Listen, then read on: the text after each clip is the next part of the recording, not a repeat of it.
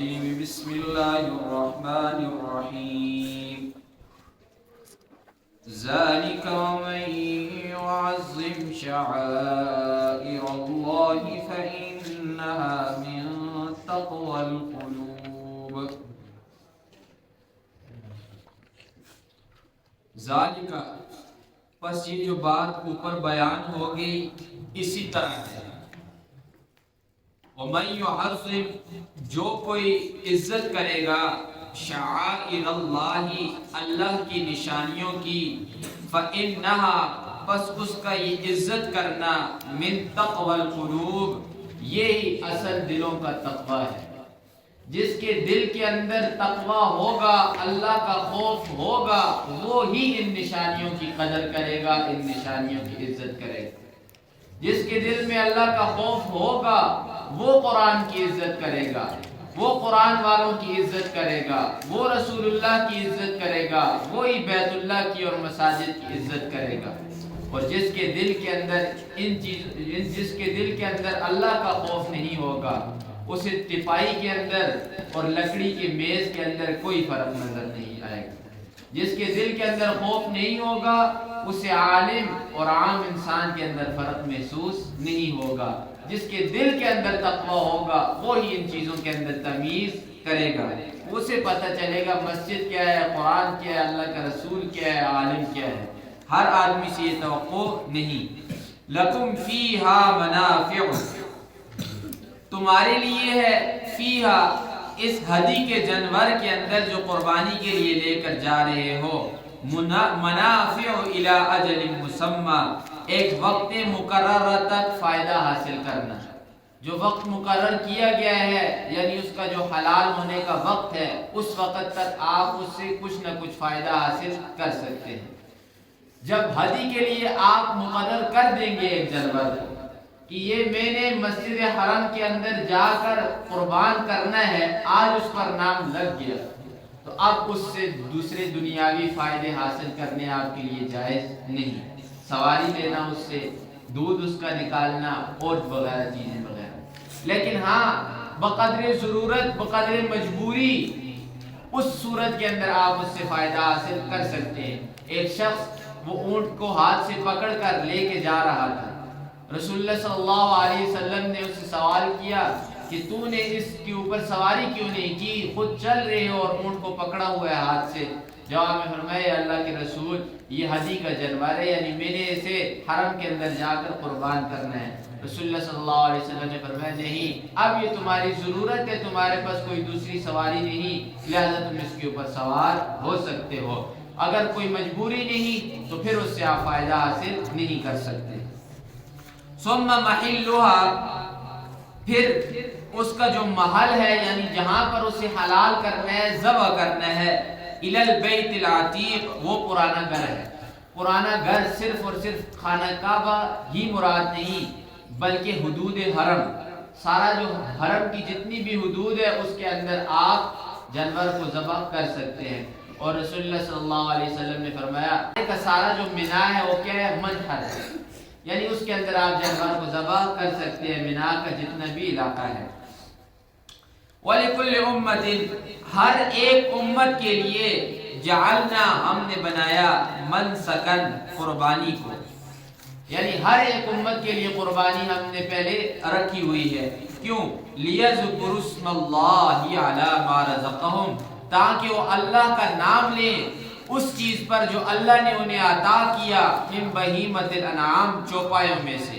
یاد رکھ لیں یہ قربانی جو چیز ہے یہ آدم علیہ السلام سے شروع ہوئی ہے آدم علیہ السلام کے زمانے سے اور محمد رسول اللہ صلی اللہ علیہ وسلم کی امت کے اوپر بھی یہ قربانی کیا ہے واجب اور ضروری ہے. لیکن ہر ایک امت کا قربانی کرنے کا طریقہ علیحدہ رہا ہے. جو خصوصیت امت محمدیہ کو دی گئی ہے وہ خصوصیت کسی امت کو نہیں دی گئی. اس سے پہلے تمام امتوں کے اندر قربانی سوختہ ہوا کرتی تھی یعنی آگ آتی آسمان سے آ کر قربانی کو کھا لیتی. جو آپ نے چھٹے سپارے میں پڑھا تھا، حضرت آدم علیہ السلام کے دو بیٹوں کو حابیل اور قابیل دونوں نے قربانی کی تھی۔ محمد رسول اللہ صلی اللہ علیہ وسلم فرماتے ہیں میری یہ خصوصیت ہے، میری وجہ سے میری امت کے لیے قربانی کا گوشت حلال قرار دیا گیا۔ اس سے پہلے کسی امت میں قربانی کا گوشت کھایا نہیں گیا، آگ آتی تھی آگ ختم کر دیتی تھی۔ فرمایا جھگڑوں میں کیوں پڑ رہے ہو؟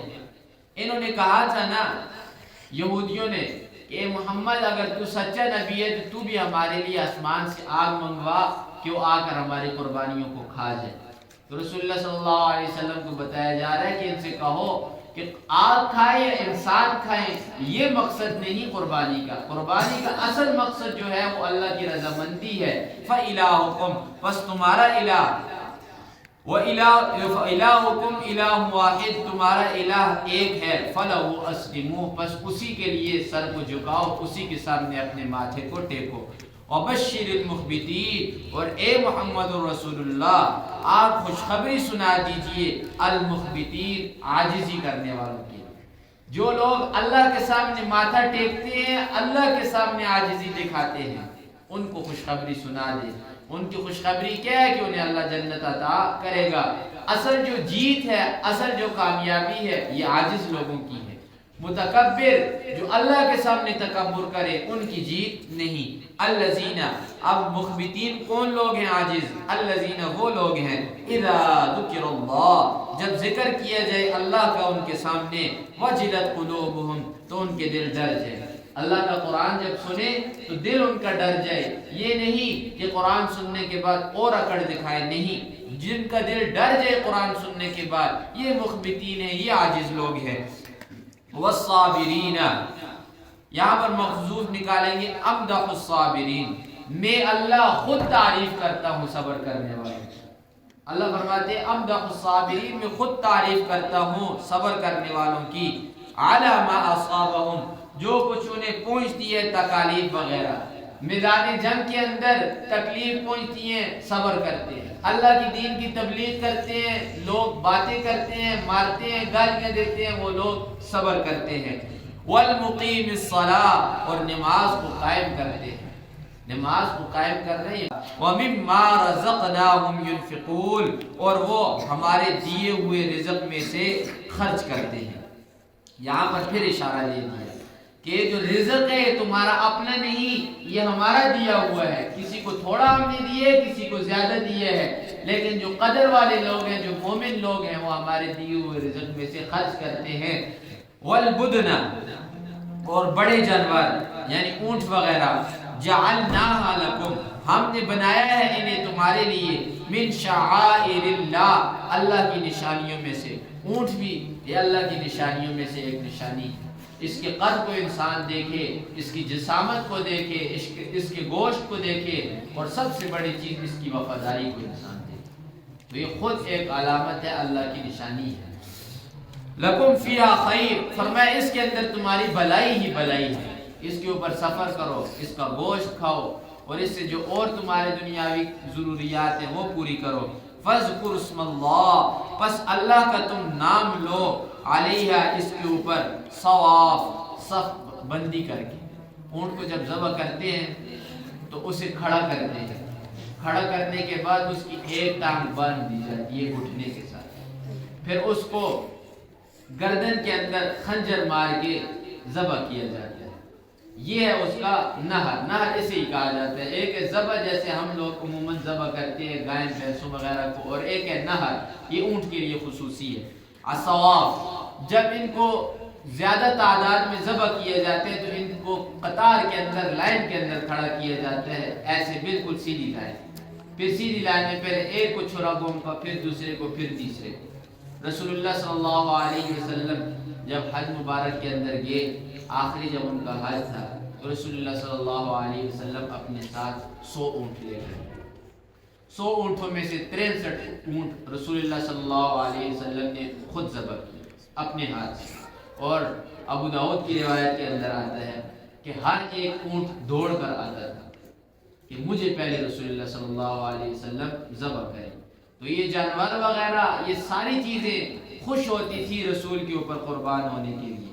لیکن آج ایک مسلمان ہے کہ رسول اللہ صلی اللہ علیہ وسلم کی سنتوں کو زندگی سے نکال رہا ہے، یہ قربان ہونے کے لیے تیار نہیں۔ اور تو اور یہ جو جانور تھے یہ رسول اللہ صلی اللہ علیہ وسلم کے اوپر قربان ہوتے تھے، یہاں تک کہ کئی مرتبہ حدیث گزر چکی ہے آپ کے سامنے کہ یہ جو ممبر بنایا تھا رسول اللہ صلی اللہ علیہ وسلم کے لیے تو تنر ہوا کرتا تھا رسول اللہ صلی اللہ علیہ وسلم کی۔ یہ ساری چیزیں ایسے ہی تھی۔ تو فرمایا فَإِذَا وَجَبَتْ جُنُوبُهَا، جب یہ گر جائے ایک پہلو کے اوپر، فَكُلُوا مِنْهَا، پس کھاؤ تم اس سے، وَأَطْعِمُوا، اور کھلاؤ، الْقَانِعَ وَالْمُعْتَرَ، قانع اس شخص کو کہا جاتا ہے کہ کھانے کے لیے پاس کچھ بھی نہیں لیکن لوگوں سے مانگتا بھی نہیں، جسے ہم سفید پوش کہتے ہیں، اور معتر اس شخص کو کہا جاتا ہے کہ ہے کچھ نہیں کھانے کے لیے لیکن لوگوں کے آگے دوڑتا ہے، لوگوں سے مانگتا ہے۔ اللہ فرماتے ہیں دونوں کو کھلاؤ، مانگنے والے کو بھی کھلاؤ اور جو نہیں مانگ رہا اسے بھی کھلاؤ۔ یہ تعلیم ہے قرآن کی کہ اصلاح معاشرہ کرو، مانگنے والوں کو بھی دو، جو نہیں مانگ رہے ان کو بھی دو۔ کذالک سخرناها، اسی طرح ہم نے مسخر کیا ہے، لکم، تمہارے لیے، ان چیزوں کو، لعلکم تشکرون، تاکہ تم اس رب کا شکر ادا کرنے والے بن جاؤ۔ لفظی ترجمہ